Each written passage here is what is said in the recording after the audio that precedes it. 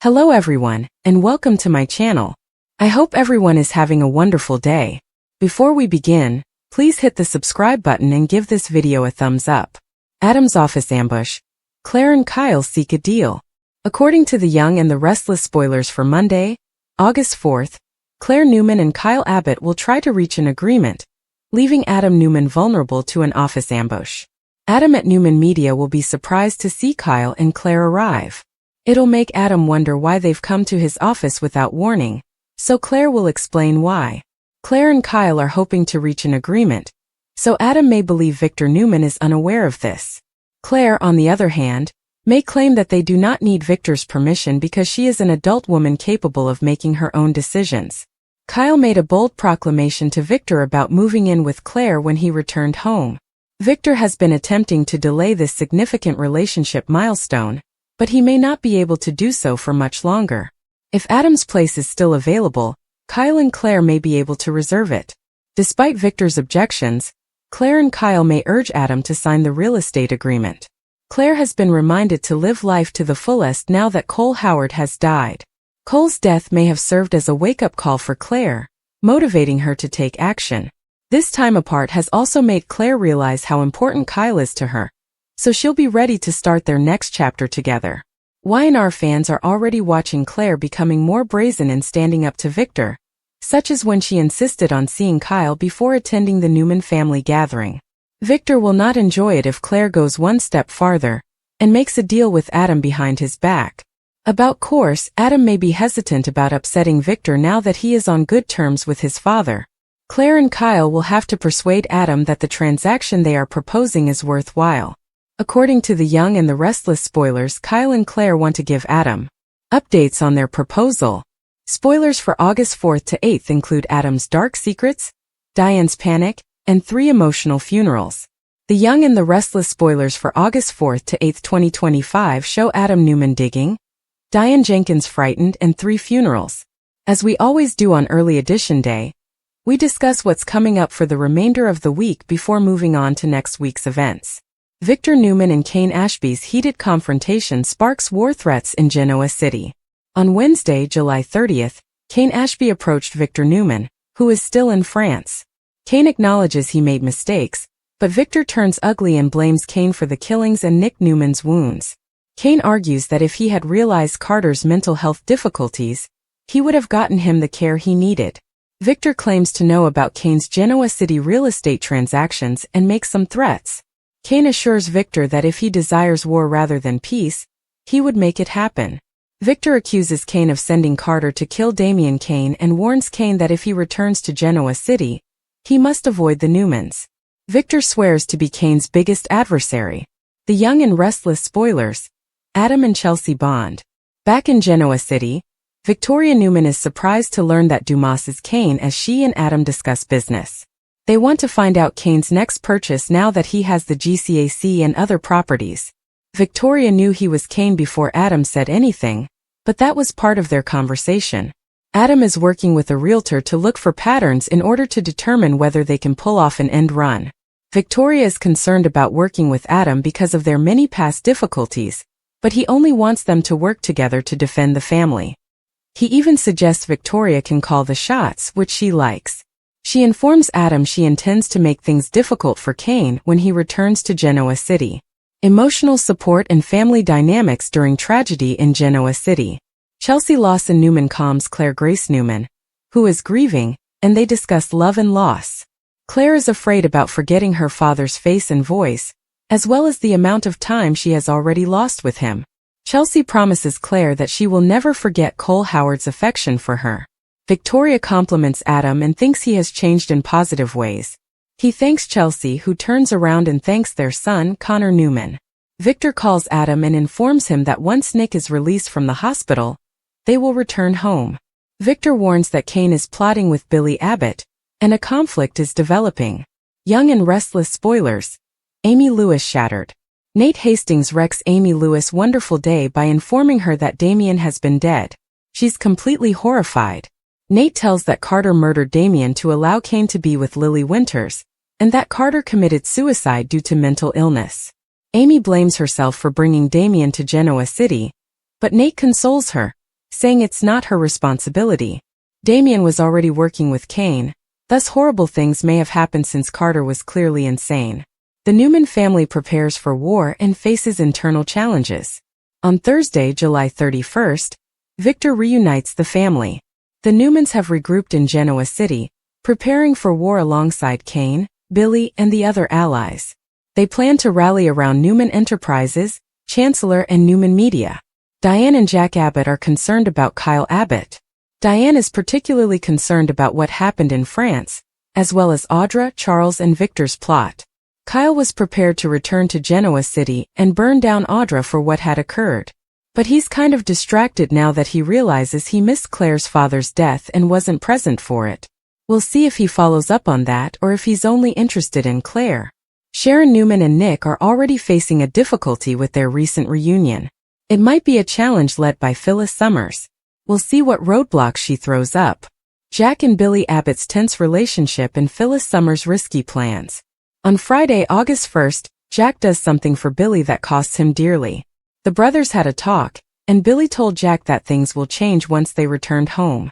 Are he and Billy going to part ways? Is Jack going to invest the company only to walk away? Jack has given Billy so much rope. Billy thinks he's a cowboy, but he is not. Phyllis's latest strategy has her son Daniel Romalotti apprehensive. He undoubtedly believes Phyllis is jeopardizing her future by working with Billy on the Chancellor situation and siding with Kane against everyone else in town. It's going to be chaotic on the young and the restless. Look for Daniel to spend time assisting Tessa Porter. Daniel is hanging out with Tessa and Arya in the park. Upcoming funerals and Kane's rising influence in Genoa City. Funeral planning will take place throughout the week of August 4th through 8th. 3 funerals are upcoming. I'm assuming the first one will be Cole. I'm wondering if it'll be off-screen. Damien's might also be off-screen. Chancellor's funeral should not be off-screen, but we will see. Cole was the first to leave, and Victoria and Claire have been waiting for his funeral till the family returns, so that should be the first priority. Kane may set up shop and do housekeeping at the GCAC, unless Y&R decides to spend some money on a new office or house set for him. I expect Holden Novak and Amanda Sinclair to live at the GCAC and conspire with him. That will make it easy for Kane to plan with his minions. Billy will be dropping by a lot to plot. Young and restless spoilers, Sally and Billy's relationship is at risk. I'm interested to see how Sally Spector reacts to Billy's new idea to collaborate with Phyllis on Chancellor and with Kane on a variety of revenge projects. Chelsea and Adam are going to inform the Newmans that Holden is Kane's local minion. Despite their previous differences, I expect Holden to be saddened by Damien's death. I wonder whether the Abbotts and Newmans will avoid the GCAC because Kane purchased it. Alternatively, be present much more frequently to keep a careful check on him. Kane's purchase may concern Lily Winters and Devin Hamilton because their father, Neil Winters, owns a jazz lounge nearby. It's not like they can take it away from him. Lily will want to avoid Kane at all costs, and he will most likely stalk her since he has not given up, as he told Amanda. Young and restless spoilers, Nate confronts Kane. Nate is going to face Kane over Damien's death. I'm sure Nate will speak with him. When Amy meets Kane, I am sure she will have something to say. Amy and Nate will be reminded of her son's death and Nate's loss of his brand new brother every time they encounter Kane in Genoa City. Genoa City will mourn Chance's death when word spreads. Remember Billy? He absolutely needed to call Jill Abbott, but he stated he didn't think she would want to hear from him. Someone has to call Jill and break the bad news. I am betting Lily will be the one to do it. Victor and his family begin preparing Kane's downfall, and Billy may become collateral damage in the upcoming war. I wonder if Chelsea will stop supporting Billy and attempting to block Victor from destroying him with Newman Media now that Billy has chosen sides against them and aligned himself so closely with Kane. Adam Newman's Monday at Newman Media is about to devolve into pandemonium as Claire Grace Newman and Kyle Abbott enter his office uninvited and adamant. This is not a social visit or a spontaneous reunion, rather, it is a well-planned, emotionally charged, and potentially explosive ambush. Adam, taken aback by their arrival, quickly realizes something is wrong. Nothing in Genoa City happens without ulterior motives, especially when it includes the Newmans and the Abbotts. Claire and Kyle's presence indicates a breach of etiquette, a potential landmine hidden right beneath Victor Newman's radar. Their aggressiveness sends a message: they're no longer interested in playing by the rules. Claire's grief has turned into a fierce resolve as a result of Cole Howard's unexpected death. She's seizing control of her life, and with Kyle at her side, she's ready to fight the Newman heritage, beginning with Adam. What is their goal? To make a deal behind Victor's back, one that would grant them the property Victor had forbidden them from acquiring. Adam's space may soon become a fight for independence, legacy, and revolt. But Adam, who has finally established some semblance of harmony with his father, is unwilling to disrupt that fragile peace. Claire claims she doesn't need Victor's approval because she's a grown lady making mature decisions. Kyle, still reeling from his announcement to Victor in Nice about moving in with Claire, doubles down. They seek Adam's aid arranging this living arrangement, despite Victor's explicit statement that that property is off limits. Claire and Kyle, on the other hand, remain undeterred in this moment, applying pressure where it hurts, tugging at Adam's loyalties, and testing his willpower. Adam, now in a precarious peace with Victor, is surrounded. He doesn't want to be the spark that rekindles Victor's rage, especially when the family is preparing for all-out battle against Kane Ashby and his unusual allies, Billy Abbott, Phyllis Summers, and possibly others hiding in the background. But Claire's urgency is apparent. She changed after losing Cole. His demise served as a harsh reminder that tomorrow is not certain. She's done waiting and asking for permission. Kyle's encouragement only strengthens her resolve, especially after their time apart defined her priorities. Her love for Kyle and desire to make a life with him has overcome her dread of Victor's fury. Claire, who earlier appeared too pliable and hesitant, is undergoing a transformation. She is now standing up, fighting Victor's patriarchal hold on power. She even defied him by insisting on seeing Kyle before the most recent Newman family meeting, a clear evidence that she's becoming more aggressive, more like a true Newman, whether Victor likes it or not. As Claire and Kyle make their case, Adam mulls over his alternatives. He may either obey, weakening Victor's authority, or refuse, ruining any possibility of goodwill with Claire, Kyle, and possibly even Chelsea, who has grown closer to Claire in recent weeks. Adam's inner circle is changing. Chelsea gives credit to their son Connor for Adam's recent advancements. Victoria, astonishingly, embraces the changes, albeit warily. Chelsea's influence, particularly her emotional support for Claire, could tilt the balances. If she believes Claire deserves this chance, Adam may become more sympathetic. However, it's a minefield. Making this agreement could resurrect previous tensions, not just with Victor but also with Victoria, Nick, and others who perceive Adam as the family wildcard, the constant outsider. Meanwhile, Victor is a towering storm cloud over the entire Newman operation. Still in France, he has threatened Kane Ashby, blaming him for Damien Kane's death and Nick's hospitalization. The battle drums are beating louder, and Victor's patience is fading. Back in Genoa City, the family is rounding the wagons, readying for a corporate and emotional siege. They are coping not only with Kane's real estate aggression, but also with the funerals of Cole, Damien, and possibly Chance Chancellor. Claire gets caught up in a tsunami of anguish. The emotions flowing around her are about more than just her father, they are about heritage, autonomy, and love. She refuses to be marginalized. Claire's development stands in stark contrast to Kyle's unresolved inner turmoil. He's divided between loyalty to his family, wrath about missing Claire's final moments with her father, and regret from previous betrayals, particularly with Audra Charles. Diane and Jack are both very concerned. Kyle's decision to unite with Claire, and possibly Adam, has the potential to further split the Abbott family. Diane, who is already wary of Victor and Audra's covert operations in France, views this as yet another storm developing. Kyle's emphasis is moving, possibly away from vengeance and toward love, but even this shift may leave a path of ruin. The Abbotts aren't prepared to lose Kyle to Claire, or to Newman's schemes. Elsewhere in Genoa City, the aftermath of Damien's death is still being felt. Amy Lewis is devastated, shouting in shock at the news that her kid was slain. Nate Hastings, compelled to impart the harsh reality, soothes her as best he can, but guilt weighs heavily. Damien's death is a link in the chain of chaos Kane created. Carter's suicide after Damien's murder demonstrates how combustible things have become. Amy and Nate must now negotiate a community where Kane roams freely, justice is subjective, and vengeance reigns supreme.